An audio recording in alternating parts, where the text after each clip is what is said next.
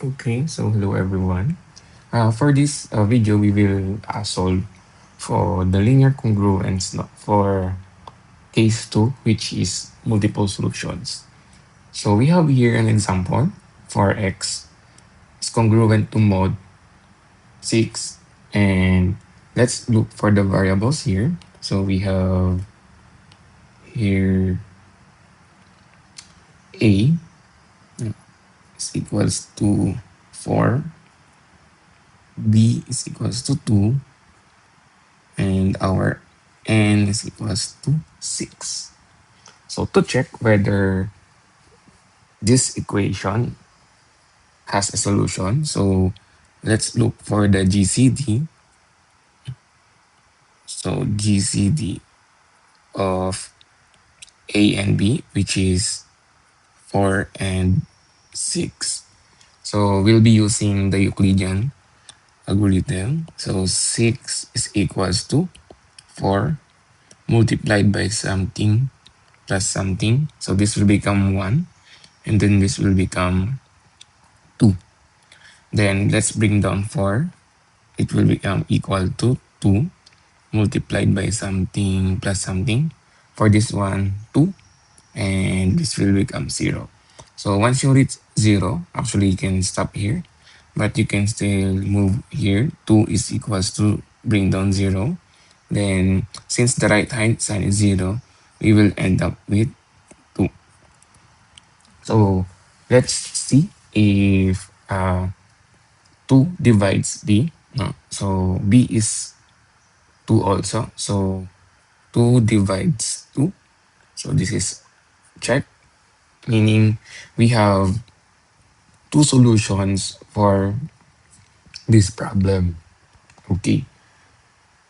The solutions actually will move from our least residue class, which is 0, to n minus 1, which is 6 minus 1 will become 5.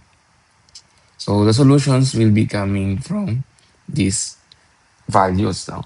You can actually do a trial and error and substitute all the values here sa x, then look for the value that will satisfy the equation. No?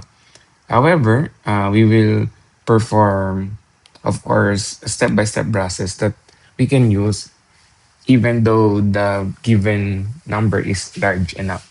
For this one, the given number is only 0 to 5, and it is uh, easier to check. No? So let me um,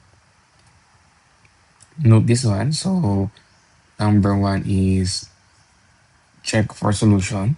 Let's change this to different color. So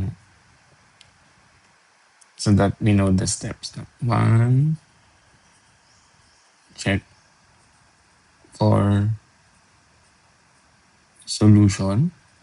Okay. Number two, since we now know that we have two solutions, so we need to perform the reduce congruence.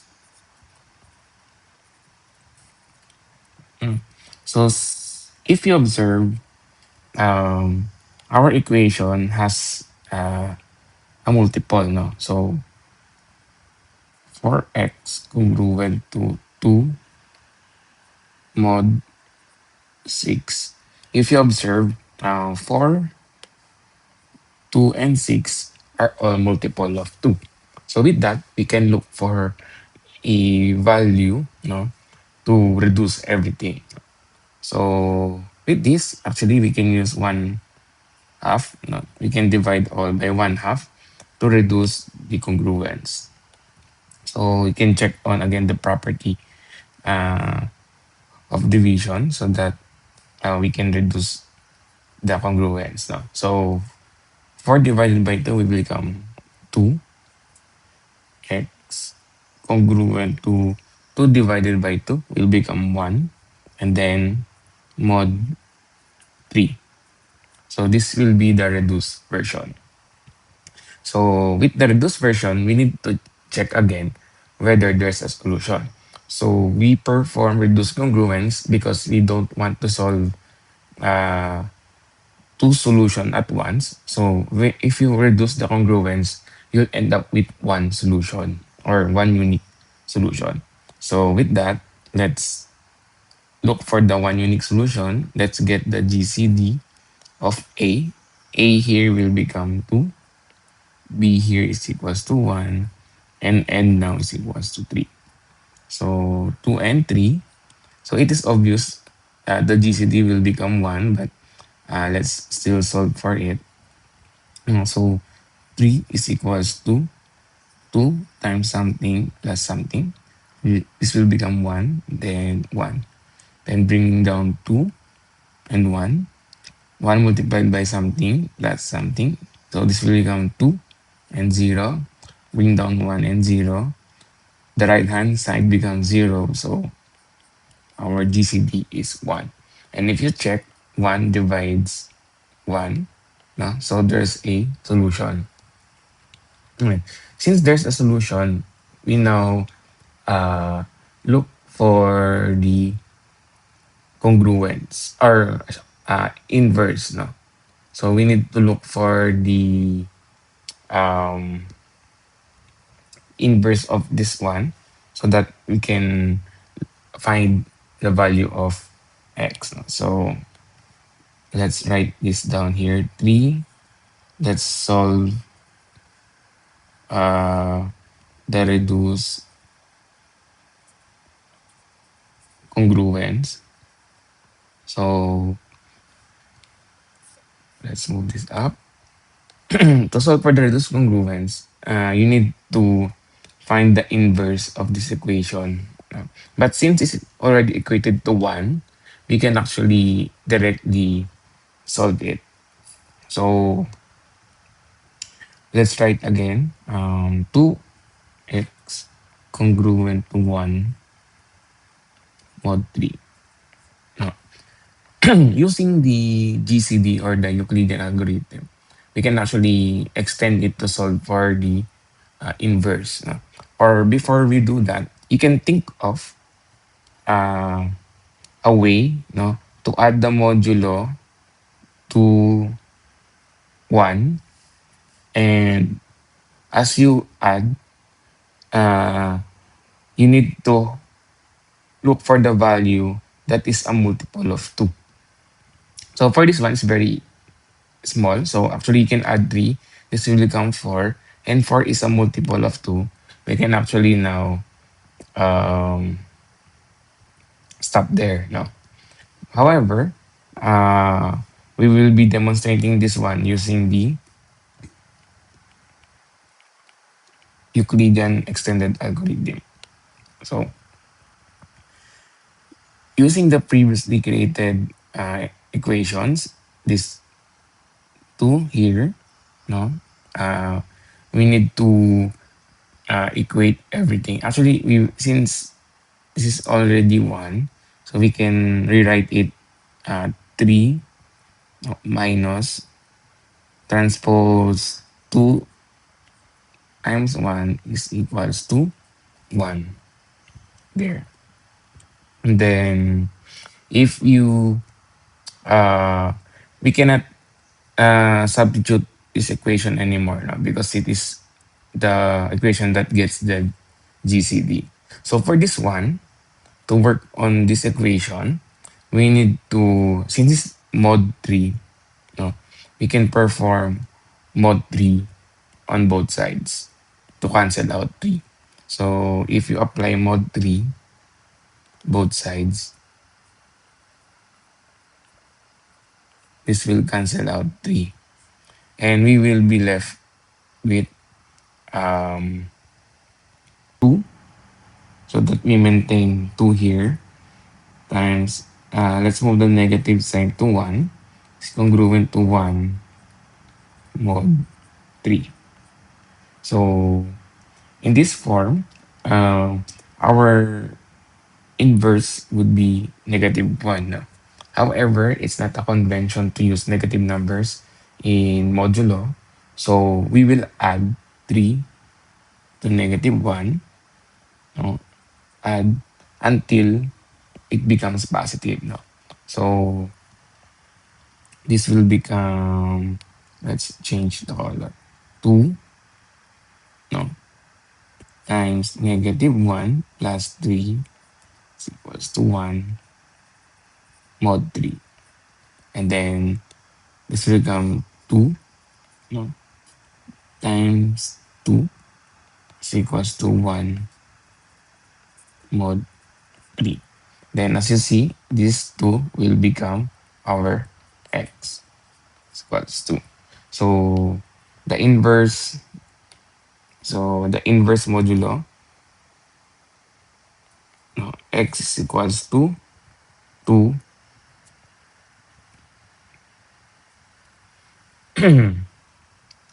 mod 3. So you can substitute it back. No, if you double check, 2 times 2 is congruent to 1 mod 3. No, so 2 times 2 will become 4. And if you modulo 4, you have 1 remainder. Just to check there. So meaning the inverse of 2 mod 3 is 2. Yeah. Then this will become our solution. No? So let's move to the next step. We go back to the original one. So let me just uh, note this one. Get inverse. No, get. Oops. So we were able to get the inverse. Then let's now expand back. No, number 4. So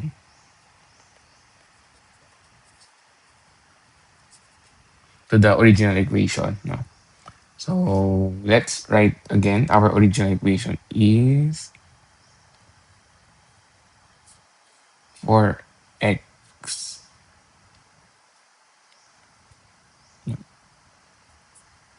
Oops, let's make it a different color. So expand back to 4x congruent to um, 2 mod 6. Yeah. So by expanding back, we'll have to use the reduced modulo earlier or that solution. So our solution here is the first solution will be x is equals to 2. So let's substitute to check. No? So 4 times 2 is congruent to 2 mod 6. So this will become 8, no? Congruent to 2 mod 6. Then if you perform, this will become 8 is equals to 6 multiplied by 1 plus 2. So this is okay. So how do we solve for the next solution? Okay, you just need no to um, get the modulo, which is n, no, over our GC earlier is 2. No? This is our n is 6. No? Over 2, this will become 3. Okay. So solving linear congruence with multiple solutions needs to have the first solution, which is x sub 0. No?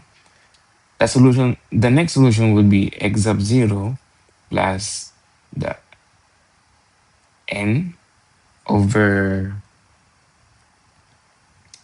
GCD, no? Earlier. And then for the, if you have more than one solution or more than two, so x sub 0 plus 2 times n over GCD. Yeah, yeah, and so on and so forth.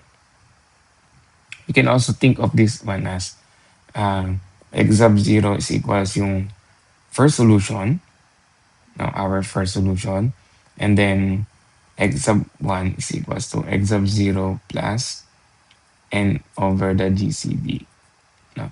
Then x sub 2 is equals to x sub 1 plus n over the GCD, and so on and so forth for multiple solutions.